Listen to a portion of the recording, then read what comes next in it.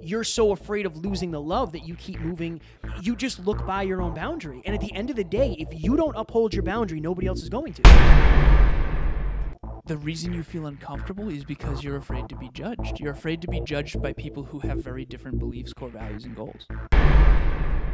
Ladies and gentlemen, welcome back to another very special, as always, episode of Next Level University, where we teach you how to level up your life, your love, your health, and your wealth. We hope you enjoyed our latest episode where we talked about the fact that you might be winning more than you think. Today, for episode number 555, who do you need to be to keep love? So Alan and I have had a lot of conversations with people who are in relationships, and one of the common themes seems to be that one person will assume they have to be a certain way in order to stay in love. Right? So one of my clients, and this was a very difficult conversation, honestly. One of my clients was talking about how her relationship is kind of, it's not good. It's not good. What is the person she has to be to keep love? She has to be quiet. And she has to be somebody who doesn't bring up like hard subjects and there's no deep conversation. Like for her, she has to be a filtered version of herself. And that a lot of people out there maybe think they have to be. They don't necessarily have to be. Right? But maybe you've been made to feel in your relationship that you have to be a certain way. I heard an analogy actually earlier today, and it's a hardcore analogy, but I guess they took a dog who had a 10-foot leash. This is hypothetical, but it's an analogy. And it was on a chain, 10-foot chain, and they took 2 links out at a time. And by the time the dog was had only a foot of freedom, it was used to it because it slowly got chains taken out. And I think that's a good analogy for any sort of conditioning. I think that we all are conditioned either in an empowering way or a disempowering way at all times. So for example, if I were to say, hey Kev, I really would appreciate it if we could make this change to the podcast. Hypothetical. Right. And if Kevin got all pissed off at me and was mean to me, that would condition me to probably not bring stuff like that up.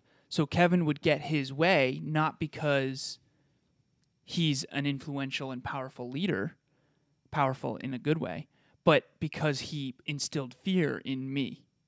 And I do think that in relationships, that's what a lot of people do. I have a lot of experience with this. Basically, growing up, my mom was in a relationship that felt a lot like that, and I witnessed it. And it's almost like she was on a very tight leash. Is the analogy? I think it starts with parents. I think that what happens is if you have a family member who makes you feel guilty, that's what's happening. Literally. They literally make it seem like you have to be a certain way to get love. Right. And it's this very interesting thing. And again, that's not... I've been very lucky in that because my mom and grandmother have never really made me feel guilty about anything, and I'm very rarely there because I'm always doing something. But I do think that it's like, okay, you have to go to this school. You have to go get this job if you want to be loved. You have to get married and have grandkids for me in order to get loved, in order to be loved. It's like... do you even consciously know where those things are affecting you? And I don't think a lot of people do. Right. And then I think you get into a relationship and maybe you're not having open and honest communication and you don't know, the other person might subconsciously make you feel like you have to do a certain thing. You have to be a certain way. You can't be friends with certain people. It's just this interesting thing of, I think we're very likely to fit into something in order to have the certainty of love. Right. I think love, if you could bottle up love and sell it, it would be the thing. For sure. Like the drug. But I think it's conditional love. I think that's what we're talking about really in this episode is conditional love versus unconditional love. Unconditional love is Kevin gets to be Kevin and I still love him, even if it's something that I disagree with. Is unconditional love ever bad? I feel like it can be. Because you can go too far. Give me an example. Like you might unconditionally love someone even though they abuse you. Exactly. And I would argue that usually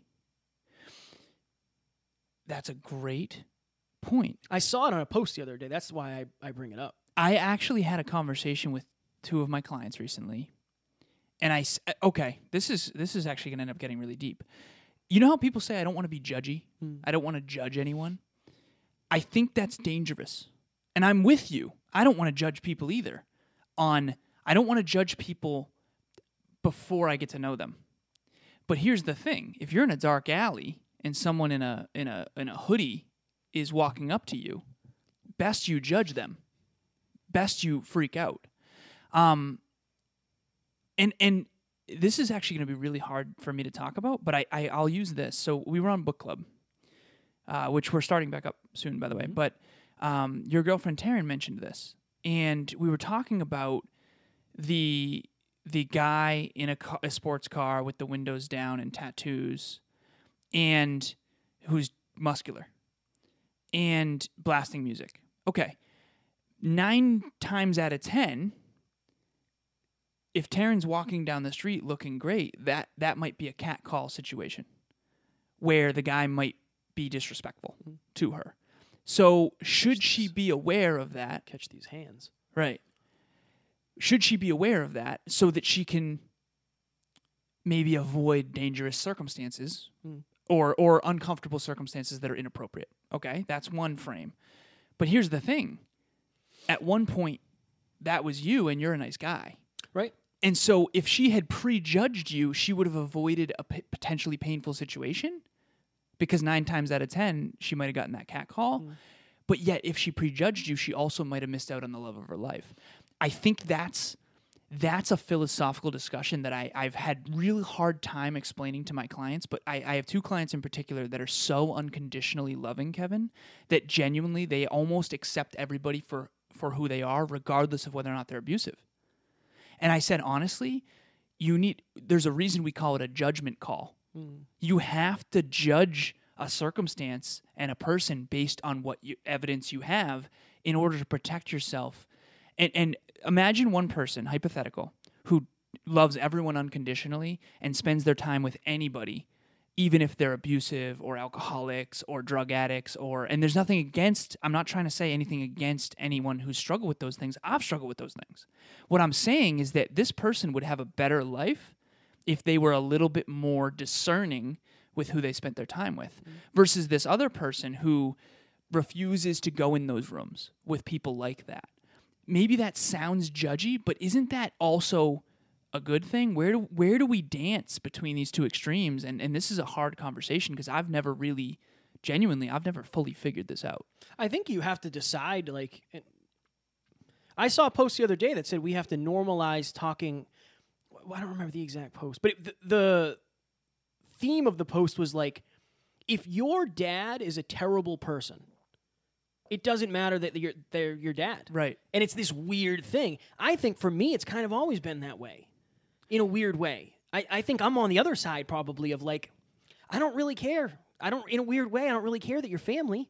If you're not a good person, I don't really care. Right. Now, I'm not saying that's right either. But do you think that saying someone's not a good person is judgmental? I think you can only judge based on facts. Facts and what you've seen. And your awareness. Yeah. I guess, how do you deal with this? Because, okay, let's say I came in the studio and I was smoking cigarettes and drinking a beer at 11 a.m. And let's say I was swearing like a truck driver and would you judge me? Should you judge me? Real talk. It depends on what the judgment is. I could judge you for not being in alignment with the person that I want to be.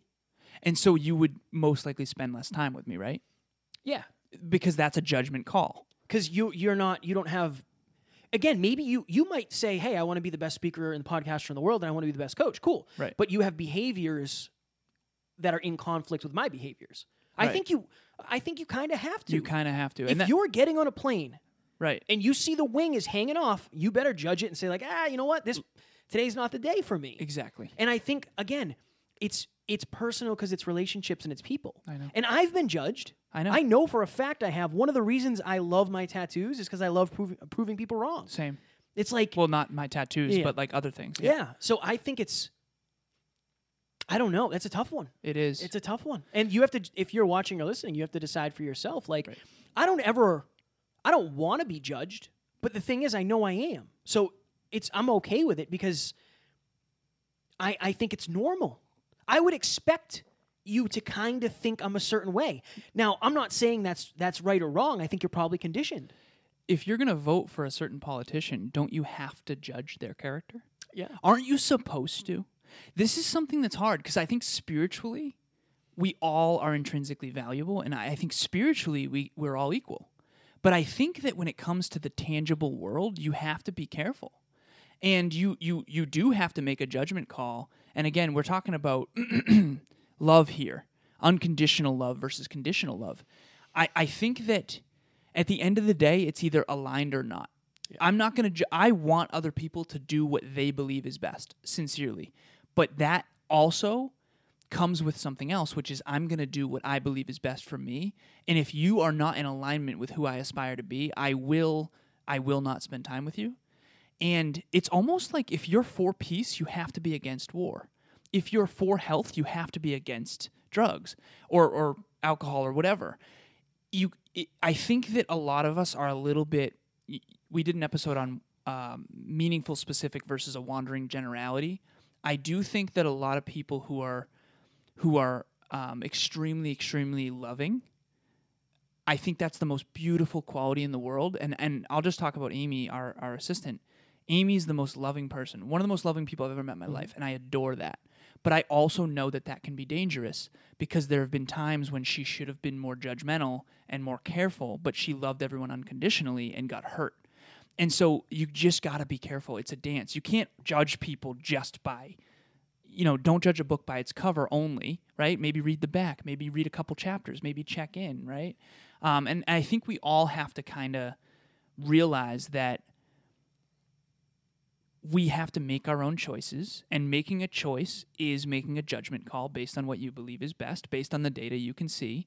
And I think we all have to kind of walk that sort of dance. And I digress, but no, it's good. It's a great point. I think the point of this, that all connects. And I think the thing that jumps off the page for me is if you don't have boundaries, you're going to constantly. I know.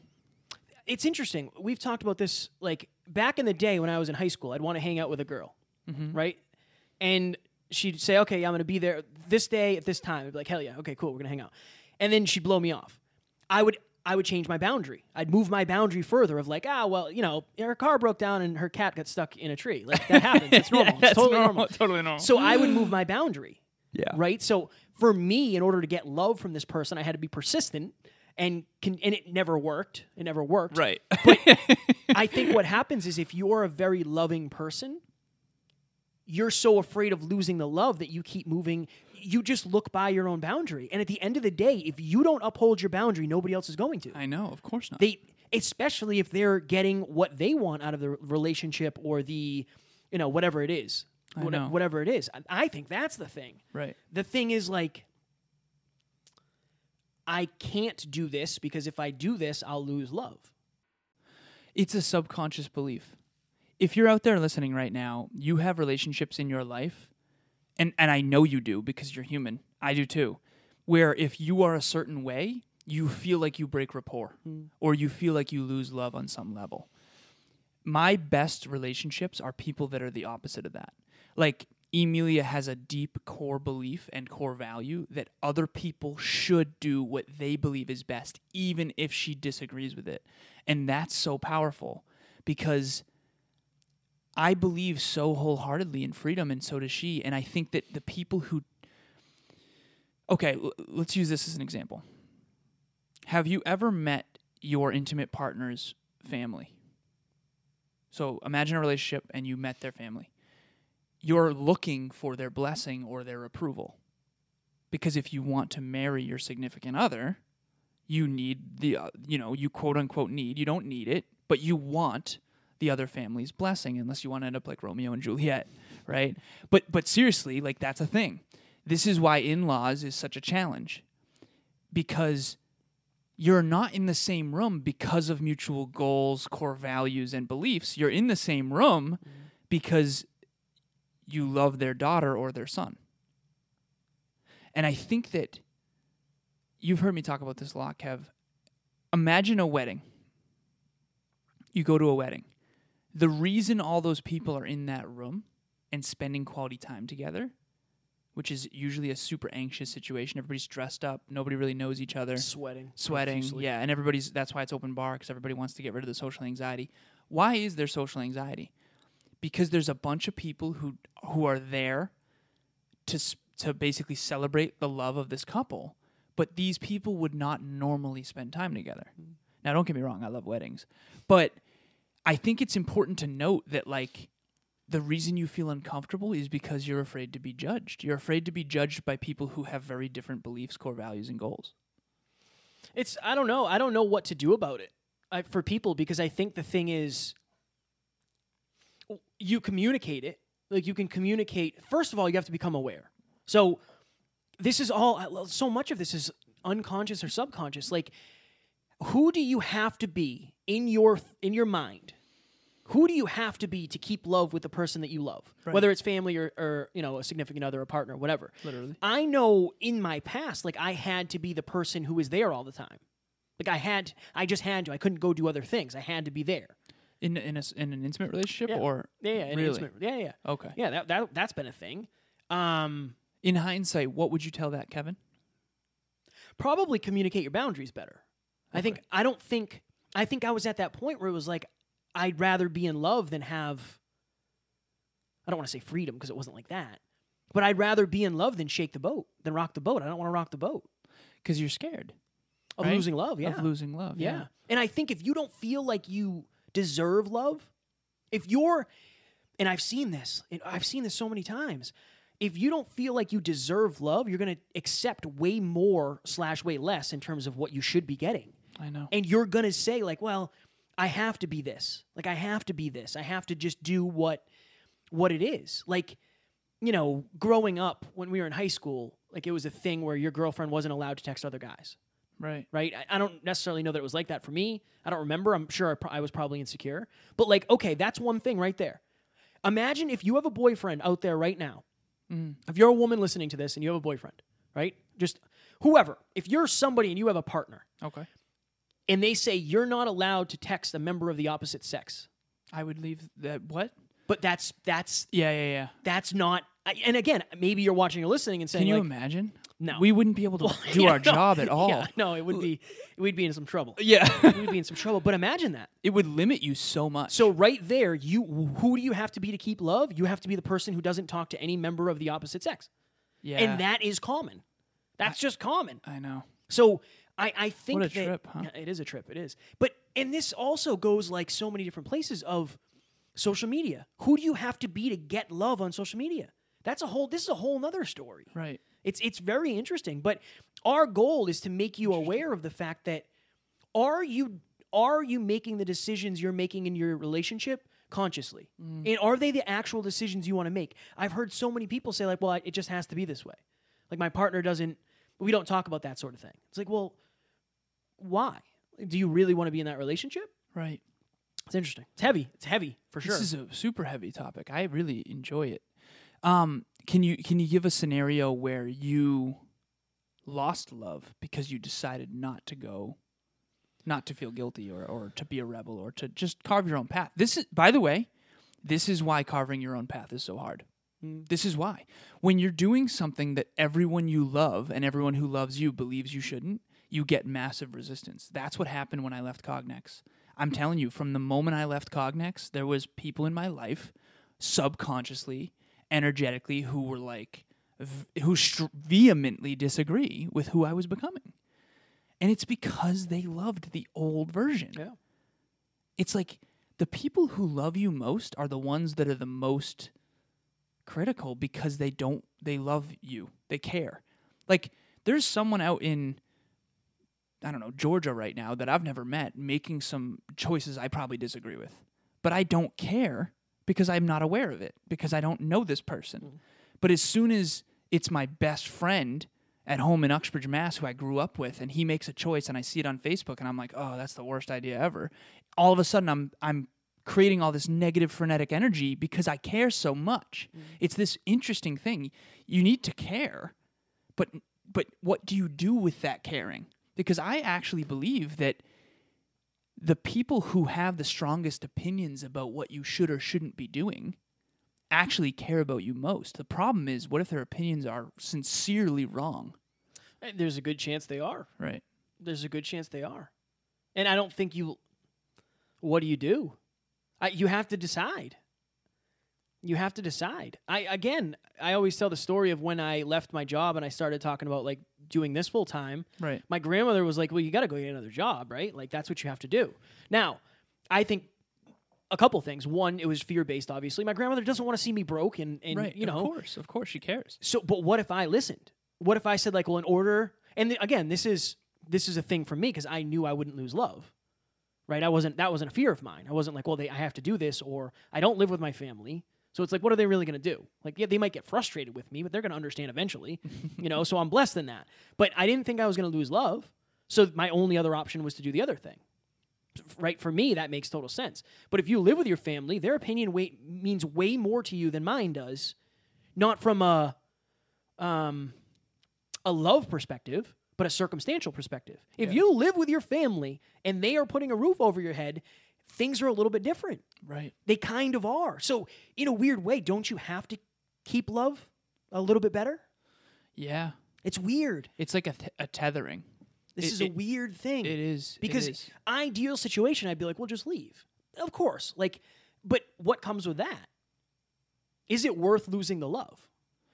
I really, we only have a little bit of time left, but I think I should tell the quick story of the FourMonkeys, genuinely. Oh, you want to talk about the FourMonkeys? I think it'd be I super like the important. FourMonkeys. #FourMonkeys.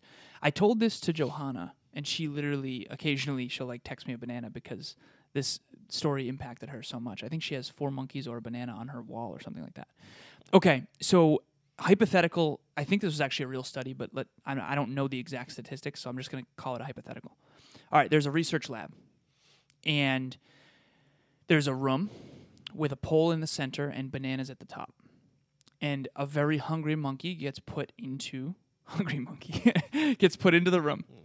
And the monkey climbs up the pole to get the bananas. Obviously, monkeys love bananas. Yeah. Good for him, you know? Capable monkey. Food, great. Gets sprayed in the face the moment it touches a banana with cold water, ice cold water. Again, I didn't do this. This is hypothetical. Okay. Says, wow, that sucked. Tries again. Sprayed in the face. Wow, that sucked. Tries again. Sprayed in the face. Eventually, the monkey stops trying, obviously. It's been conditioned to say, frick those bananas. Frick them. Because I keep getting sprayed in the face. This sucks. Pain. I'm out.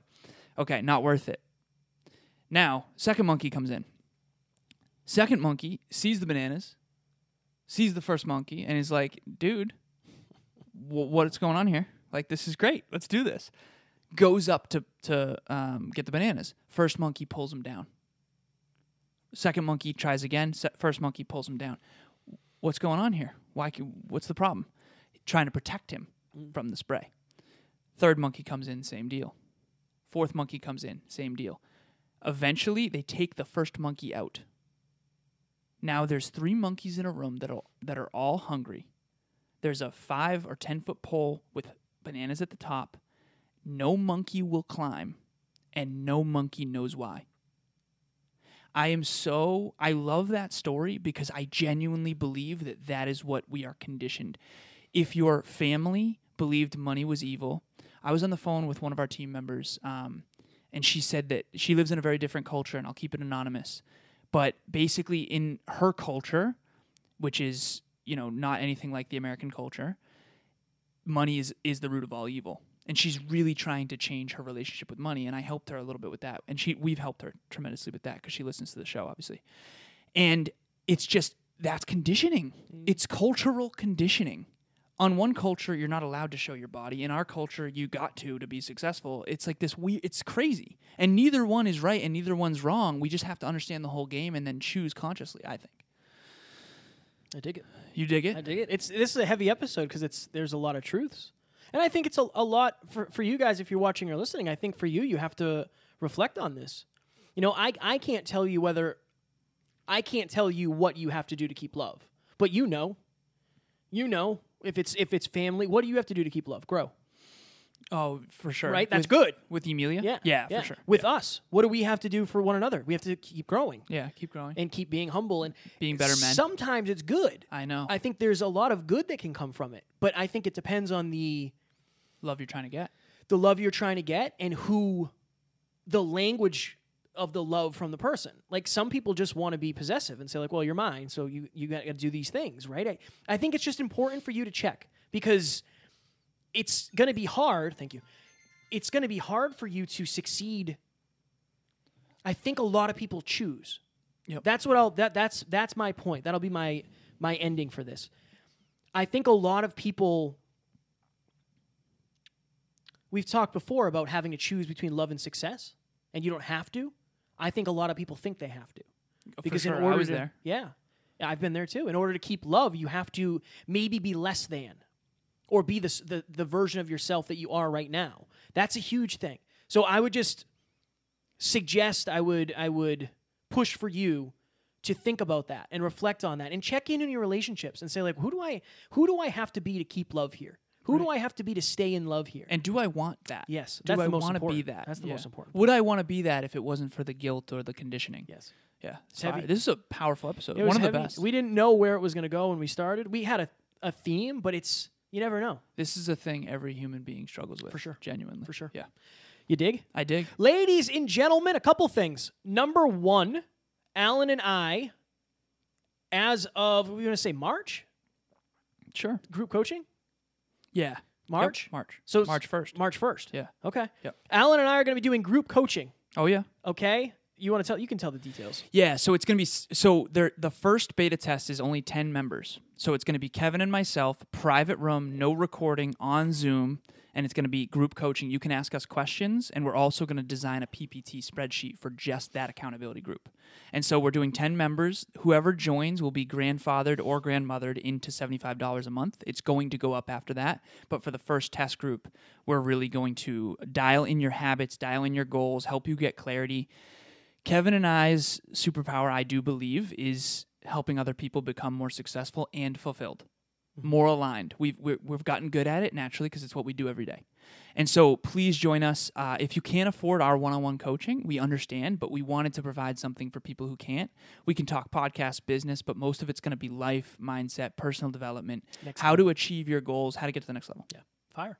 Also, we are doing, so if you want us to come into your organization, your school, whatever that's high school, college, whatever it is, our first speech will be free. We will be glad to come in and motivate and inspire the people. So what we'll do is we'll send out a custom questionnaire.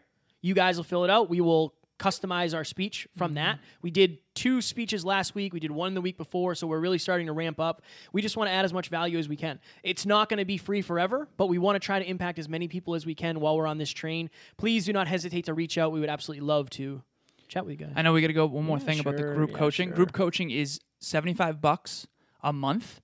You're going to get 2 coaching calls and PPT and also 24/7 text access to Kevin and I on WhatsApp, just in that group. Okay. Fire. Cool. Fire. Ladies and gentlemen, as always, we hope you enjoyed. Our next episode is actually going to be one of our live speeches. So we went in and we chatted to a recovery center. The employees there wanted to be more successful and more fulfilled. So this is a great example of what you would get from a speech. We customized our presentation and hammered it. Hopefully you will like it. We hope you enjoyed. As always, we don't have fans, we have family. We'll talk to you on the next one. Talk to you soon.